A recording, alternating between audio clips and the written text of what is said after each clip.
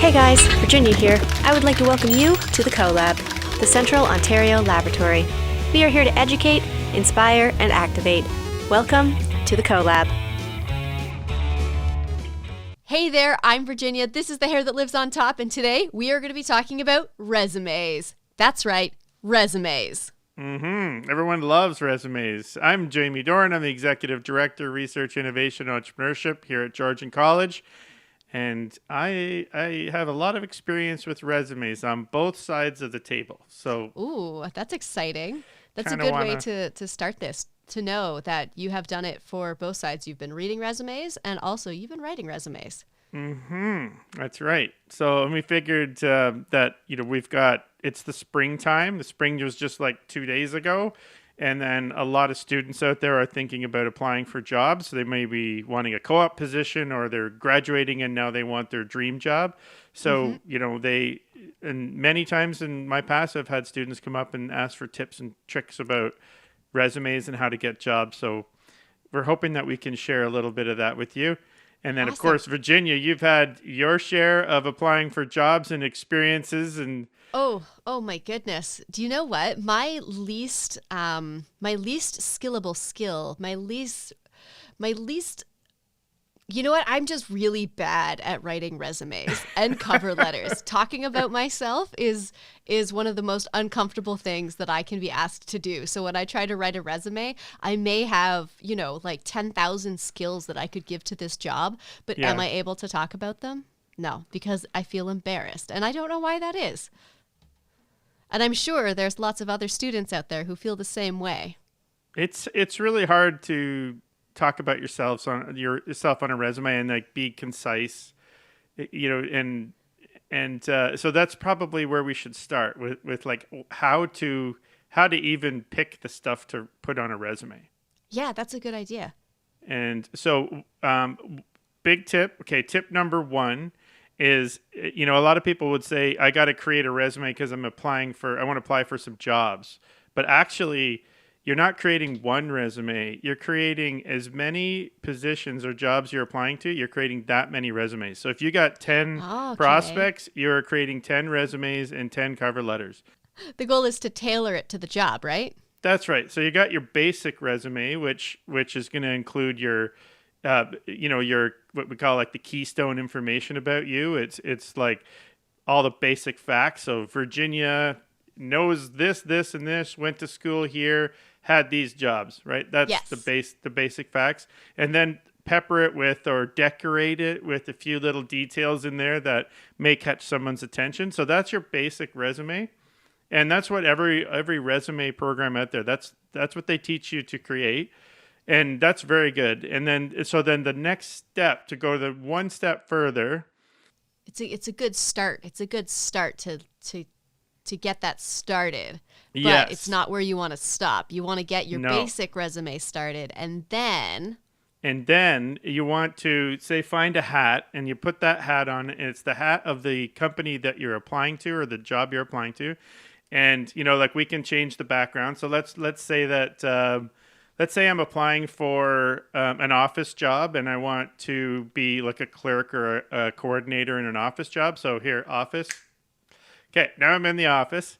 Yes. And I'm thinking about what it's like in this company, and I'm thinking about the company that I'm applying for, and I realize that my resume should speak to the hiring person at that company. When they look at my resume, they should think, hey, this person knows about our business. They have researched us, they've looked into us, and I can see that they have added a few things to their resume that are specifically for us to see. Yes, right? Okay. And you don't have to be, big and flagrant about it. You can just put in there, like in their job description, they'll probably say, you need to know A, B, C, D, E. These are the 5 skills that you need in order to do this job well. Yes. Make sure in your resume, those top 5 skills are listed there, plain as day. Plain as day. Yes. And then in your cover letter, you're going to refer to those 5 skills again, but in a more like prosy way. So like in just some words that say, I type really well because I live on the computer. I know how to use all the Microsoft products, And, I've got these extra skills. I can use the database stuff. I know how to use a Yes. spreadsheet.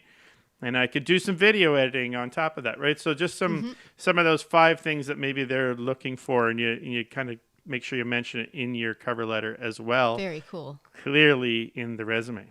So really, really what you need to do is taking out those key points that the employer is looking for and then reflecting those back in your resume and in your cover letter. Yes. And you remember back when you're in high school and you're learning how to answer a question on a test, where they God, always yes. they always say to you, they always go, read the question, because sometimes the answer to the question is actually in the question It's itself. in the question itself, yes. Right. So you use the wording in the question in your answer. And that is the exact same thing with resumes. Use the wording in the job description in your resume and cover letter. Yes. And it can be direct copied. It can just be like, if they said you need to know how to farm on the moon, then in your resume it should say, I know how to farm on the moon. Or I know how to grow onions in space. I know how to grow onions in space. Yes. So what if the job is like in that first example there was really a job that is directly in line with what you did in school. So let's say I Yes. did business administration or business management. Mm-hmm. And then that would be a good example for that. I have all these business management skills or business skills that apply directly to the job. But what if you're applying for something that's a little outside the box for you? What do you do then? Wow, that's tough. Is that where we start getting into what our soft skills are used for?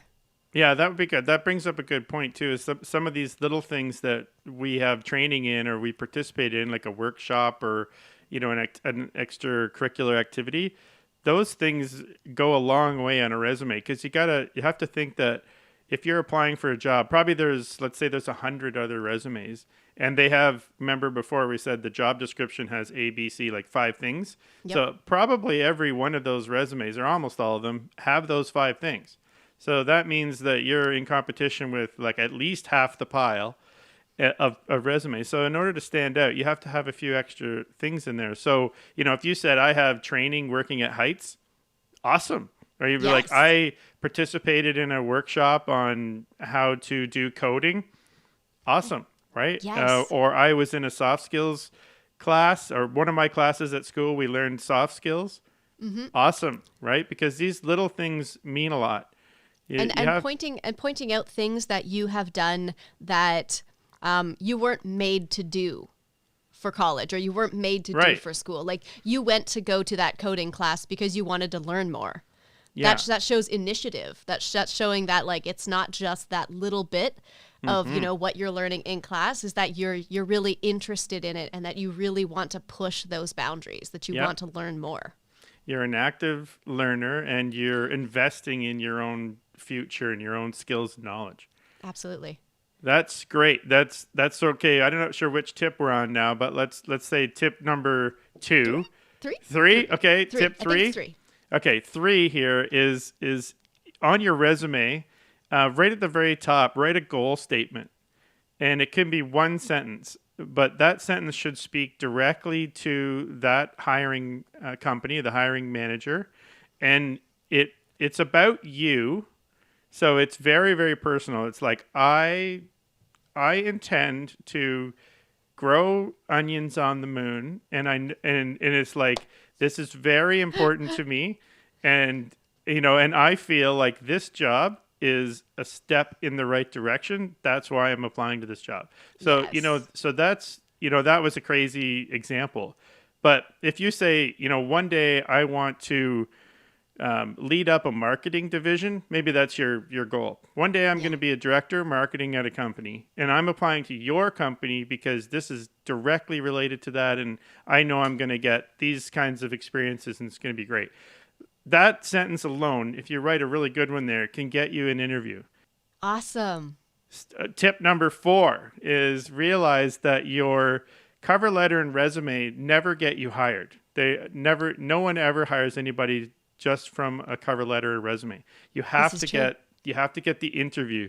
Yes. So the tip 4 really is that your cover letter and resume are just the key to getting an interview. It's your foot in the door. So you don't need to tell them your entire life story on your resume, because that's not the point of the resume. The resume is simply to get them to call you and say, we would like to talk to you further because we think maybe you're a good candidate. Well, if we're still talking about tip number 4, it was that like key sentence, that key 1 to 2 sentences that is really going to like get you that interview, and then having the interview beyond that. Writing that sentence, look into your values. What are the company values? You know, if they're a company who is very strongly based on community and working together with others, awesome talk idea. about that, community aspect for yourself, where you are, entrenched in community and you really love, or if maybe you're a gamer and you have a gamer community, talk about community, talk about that one word that's going to set you out, like that's going to set you out to be different from the rest of the people. Yep. Okay. So the thing is that a lot of students come up to me and they would say, I do not know what I want to do. So writing a goal statement for me is really, really difficult.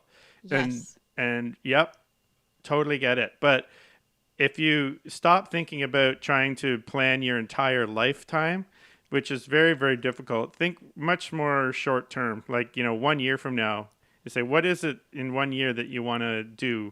And it might be just that I want to have worked somewhere that is fulfilling and, for a company that I think is doing great things in the community. And I think your company is that company. We had that conversation with Kripa where we sort of talked about that 5-year plan thing. And he was like, no, I just know that I want to, finish school. And I probably want to do this, but something else might happen kind of idea. And I've really tried to embrace that over the past couple of years with all of the jobs, all of the things that I have done. I'm really starting to just embrace what is in front of me and what is happening and how I can, manipulate and work with that. Yeah, we could listen to Yoda there. It's like, keep your mind on where you are and what you're doing, Stay focused on now. Yeah. So let's see, a fifth tip. So let's get on to I'm going to apply to some job that's way outside of my area, but I feel like I really want it and I want to try for it because I think it would be a great thing. So let's pick a job like. Pick a job for Jamie that's totally out of his area? Yeah, and how I would go about applying for it. Ooh, okay. So Jamie now wants to be a volunteer PSW, like someone who can like go in and not necessarily trained as a nurse, and they don't need a lot of training, but they could be trained on the job and work with people and, just help out around like a hospital or a nursing home. Okay, so I realize I need some extra training for sure, but I really want this job because I think it's going to help me out, right? Yeah. Okay, so PSW. Okay, now I'm in this setting. There's some people who need care around me. I'm imagining myself in that scenario, and in order to create my resume, I realized that my background in biochemistry is not ideally aligned with this job for. PSW, or my background in art is not aligned, or my background in business is not totally aligned. So what you need to do in that case, and this is important for all resumes, I think, no matter whether you're applying for a job that's aligned to your skills or not, is tip 5 is make a list of, and it could be a huge list if you know a ton of things, but make a list of everything you think you're good at. So skills and knowledge. So everything you think you're good at. So I could start off with like, I can cook, I can barbecue really, really well. Okay. And then next one down, I'm really good at writing an essay. I'm also good at making Facebook posts. Okay. So like and I go through, or maybe it's like, I know a ton about Doctor Who, not as much as Virginia, but I do. And I also know a lot about Star Wars or toys in general, let's say. Yep. And because of my biochemistry background, I know science. I'm pretty solid on that. And I just kind of go through and make that list have that laundry list. And this is a good thing for you to have, like, just in general, so you get a sense of, okay, where am I at? Like, in my own personal development. But then when you're applying for a job, you can take a look at that list and you can say, which of these skills and knowledge are directly related to that job? That's smart. Right? And so if I'm applying for the PSW job, I might have to think about the things that I've done in the past that relate to that job. So, in my personal life, I actually spent about a year and a half looking after my grandfather. See? And so I do have some real life skills where I was literally doing a PSW type stuff.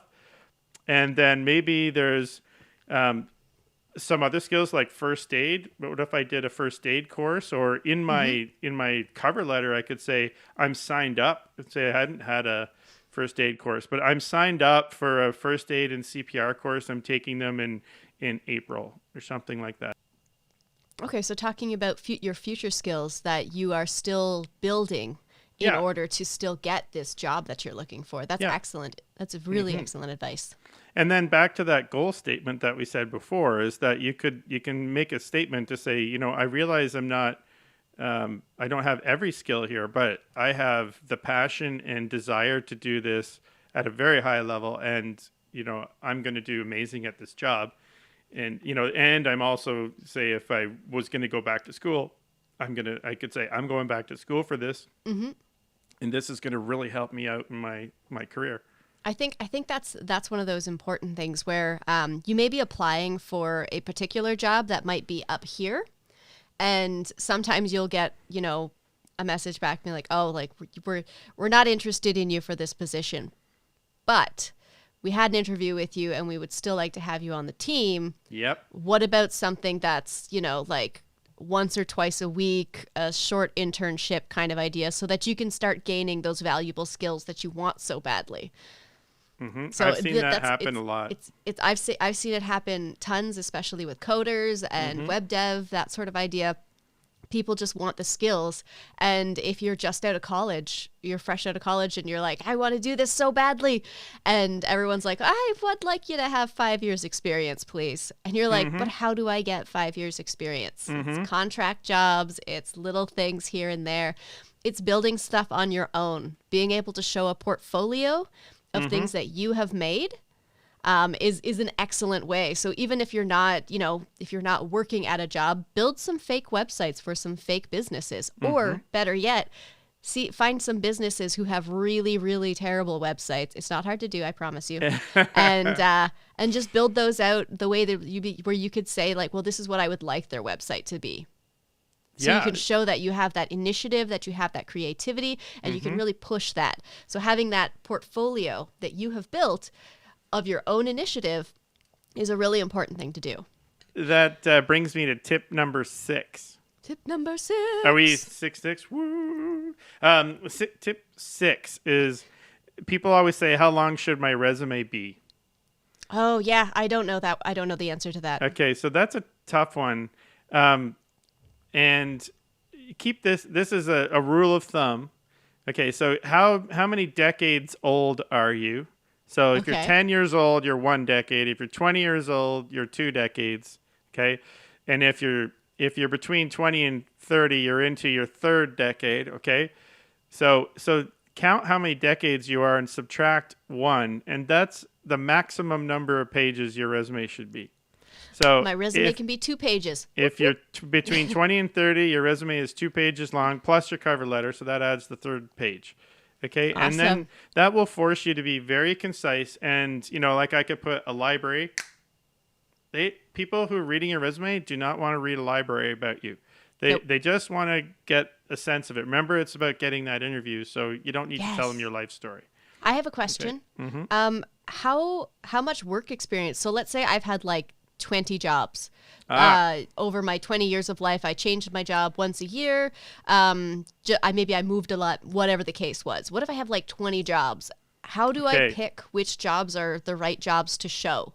Okay, so the awesome question, because this goes with that 2-page limit thing here we're talking about, exactly. Right? Or 3 pages. Let's say you're between 30 and 40, you get 3 pages now. Oh, okay. So let's say I've had 20 jobs. You don't need all 20 jobs on your resume. What the Right. hiring person is looking for when they look at your work experiences, they're looking to see if you've had work experience related to what you're going to be doing in this job. So, like, Okay. you don't have to say, I was a babysitter from age 14 to 18 or 16 or something, and then I worked at McDonald's, and then I, worked at Staples, and then I was a canoe instructor, and then I, blah, blah, blah. I worked in the cafeteria at school. Like, the list goes on and on and on. Like, if the job is about, teaching people how to canoe, then yeah, put the canoe experience job in there because that's directly relevant, So and if, I have trouble with this one because one of my jobs in the past, when I was an entrepreneur,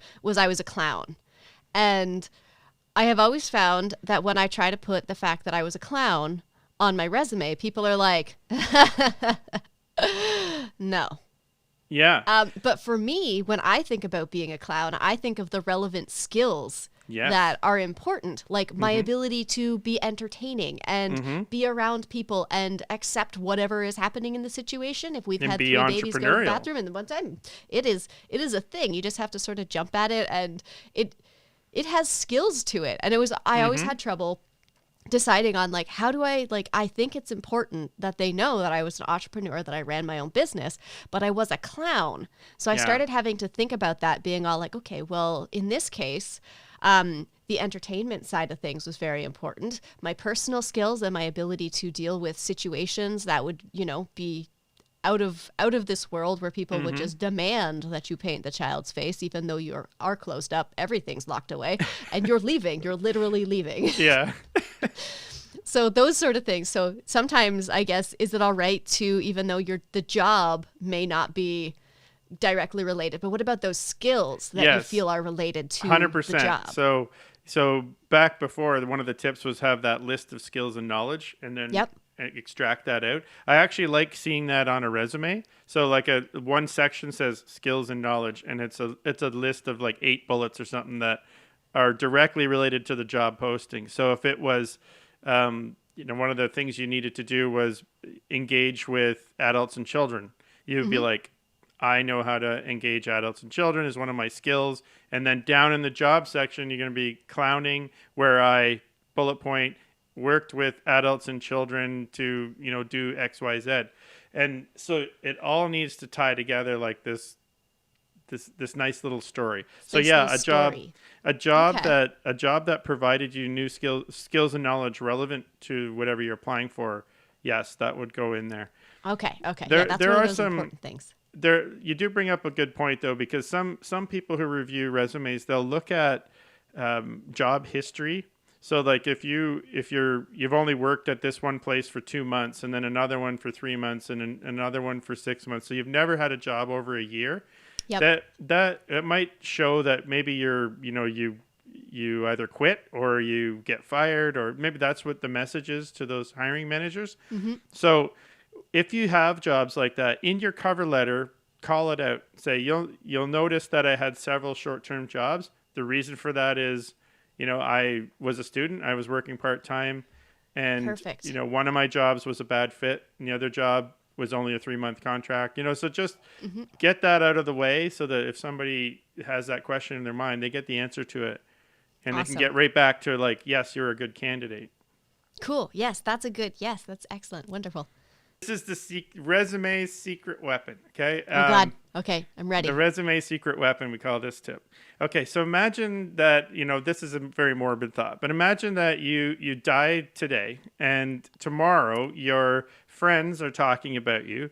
Yeah. And they list off 3 or 4 things about you that they thought were just super amazing, like things that you did, things you were interested in, just like who you are to them. Like, what would that be?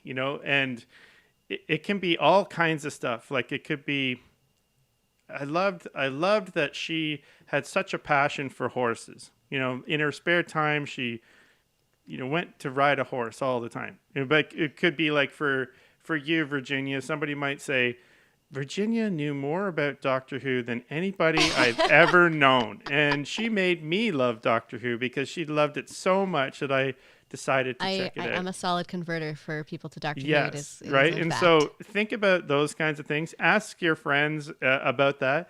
Come up with your short list. And then on your resume, in the very bottom section, last page, bottom section, write interests or hobbies, or some heading like that, or my secret sauce. I don't know. You can put a heading that's creative, whatever you like, right? And then have just one or two bullets there, not too many, because you just want to have one or two that you think are interesting or would be interesting to where you're applying, and put them in there. You know, like I have called people into resumes simply for what is written in that section. Really? Where I am like, I have to talk to this person because they, you know, like if you wrote in that section, like say clowning didn't fit in the rest of the resume, but you wrote in that section, I ran my own clown business, I would be like, she's coming in. I need to know more about that, right? Because please tell me more, if anything, just to talk about this clown business. Yes, how did exactly. it happen? Well, it's because it's back to what I said before. You're hiring a person, not a set of skills. It's not a piece of paper you're hiring. You're hiring a person. That is your section to show a little flavor that has nothing to do with, you know, all those skills and knowledge that are on that job description. So put it in there. I have that section in mine. I do. That's where I put all the fun, random, like modeling, body painting, all of that crazy extra stuff that I have done in the past that I love and is super fun and is crazy to do because we do it just as friends doing a cool thing, getting on magazine covers, doing the thing, and it's just something to be proud of. Yeah, that would be a perfect one. You're right in there, did some modeling, got put on a magazine. You know, like, and I want to do more or pursuing more of these things. Just something that piques someone's attention. Because you have to think, too, that, and then having 3 or 4 is good. Like 3 is probably ideal. 4 is the most you'd ever want. But you think of the hiring panel, the people who are going to get your resume and review it. They all have their own lists, too, right? And so it's like if you have one that matches one of theirs, they're going to call you in. They're like, oh, yeah. Yep. Which is a really short tip number 8. Don't put your resume in a fancy folder or anything else like on shiny paper or anything like I was that. going to ask about Don't the paper. do I'm that. like, what kind of paper are we Don't talking do about that. here? That is terrible. Like most people who get resumes absolutely detest getting, you know, a resume that has literally sparkles attached to it or something like that. What about like a very, very faint like watermark in the background? If it's non-intrusive, if you're going for like a design job, if I'm going for a design job, what about, you know, showing like a watermark in the background of my resume? Super light, super faint. Okay, so we bit. have to change tip 8 because you just hit on something here. So I said, you know, tip 8 was don't put it in a fancy envelope or something like that. But tip 8 really is if you want to make your resume stand out for its format, then yes, it is possible to do that. But you have to be very careful with that because Absolutely. you can come off too eager, and there's such a thing as being too the early bird gets the worm, but it's possible to be too early and too eager for the job, and that's a big turn off. It's like in those old cartoons, probably no one remembers except me, but the little puppy who's jumping around the bulldog all the time and it's like, hey, can we be friends? We're gonna be great friends, you and me. You know, yeah. So like, you know, you don't want to be that. You want to be classy in the way that you make your resume stand out. And you want to be regular, but not too regular. You want to be extra, but not too extra. I'll give you a good example from one resume we got. So, you know, we have the magical coffee shop. So we did get some resumes in there where the resume was written, the cover letter, not the resume. The resume was standard, you know, good resume. The cover letter was written as if this person was a magician wizard applying to be an apprentice wizard at our shop. And all the language was everything you'd want to see in a cover letter, but written as if she was applying to work at Hogwarts, basically. And, you know, that spoke directly to us because that's what we do. Yes. It showed that if she worked with us, she would understand what we do as a business and what her role would be in the job. And she did get hired, by the way. But Congratulations. Yes, and so that's a very classy way of doing it, and I've seen some like that before, and I've seen some where There is a standard cover letter and resume, so it's just like a PDF that's been submitted. Yeah. But in the cover letter is a link, and the link says, if you're interested in learning more about me, click this link, and it'll take you to my personal website or to some site or a video, and then that then goes off to something that they have created or they really want to show you. That's outside this resume process, and it could be their website, could be a video. Could be a piece of artwork that they did or an article in a newspaper that they were in or something, so it's adding a dimension, but it's not slapping me in the face with like a zillion things like I'm amazing and creative and blah, blah, blah. Like it's classy. Think of that. Here's my big question. Since we are moving into this like crazy digital age and like the digital transformation is amongst us. What are your thoughts on video when it comes to doing, like, when do you think businesses are going to start being like, hey, send us a short video? Like for, I don't know if you remember it. The lawyer movie where she's going to Harvard and she has to do like a video to send it in. When do you think that's going to be a thing? Do you think that's ever going to be a thing? It's already a thing. It comes up way more often than you think. Maybe not in our direct circles, but for a lot of businesses, especially if you're going to be a person that's facing the public or part of their outward facing staff, they may ask you for like a 5-minute video, or they want to do, instead of a regular interview, it's a video interview. They send you a list of 10 questions and you answer them on camera and you send that back. And then they review all those things. That's really, really, really much more common. But usually they give you both options because nowadays it's not forcing people in one or the other. But those who take the extra effort to make a video will definitely move to the top of the pile. Awesome. And that's if the business is like asking for that. Yeah, and it's more and more common now too to get a what do you call it, like an application assignment. So let's say you're applying to work in the marketing department of a company, and they'll give you an assignment and say, "Give us your resume. Yes, we want that, but then send us back, a response to this problem." And the problem might be make a short article about soup.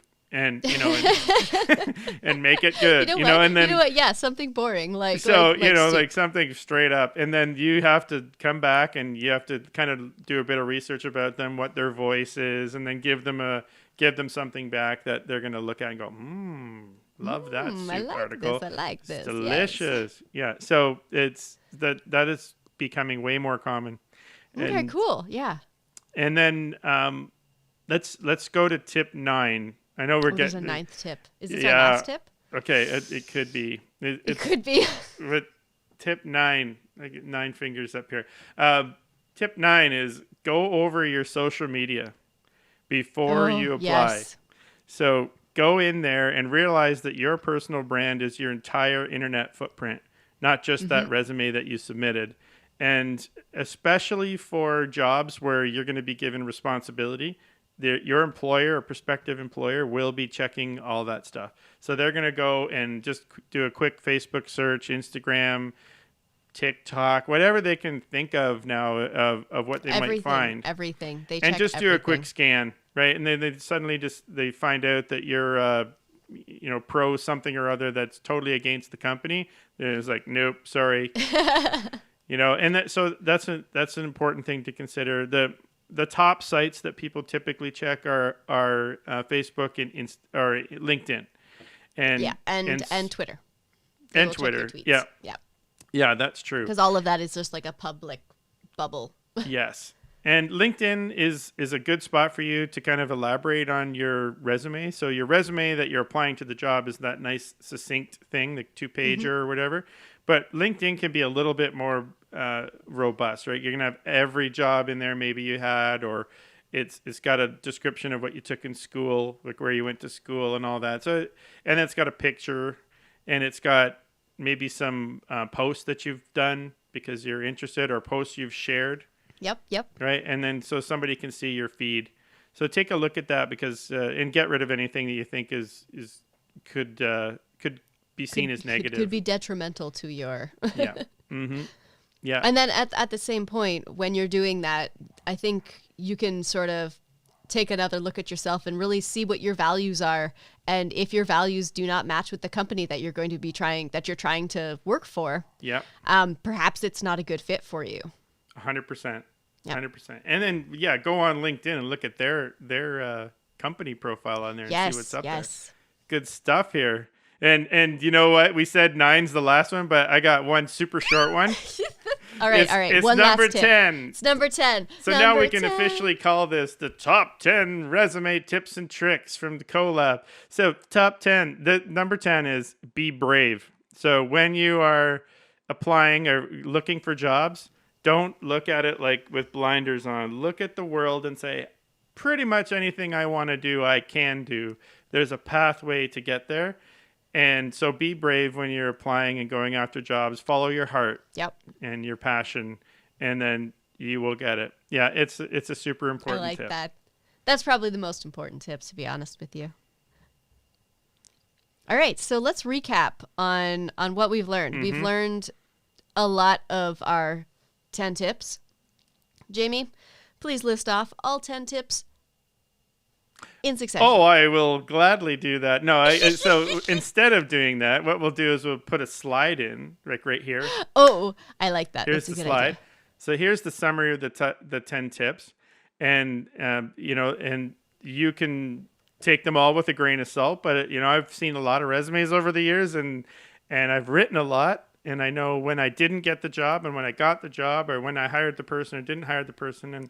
And these 10 things really rose to the top as important things for you to consider. Awesome. Well, I am glad that we were able to share this information with our awesome entrepreneurs and our students, especially our students who are out there trying to get their summer jobs and their co-op positions. And good luck to you. You can do this. And you can always contact us at the Henry Bernick Center even, or at student services at the college. Or if you're watching from another college or university or anywhere else, there's always resume support out there for you. And you remember going to talk to a mentor, find a mentor to look at your resume and give you advice. Definitely do that. So thanks everybody for watching our show. I hope you learned something today, and good luck out there in the job market. Awesome. Thanks everybody. Bye. Oh yeah, like and subscribe and comment and bye. Bye. We're getting this. We truly are.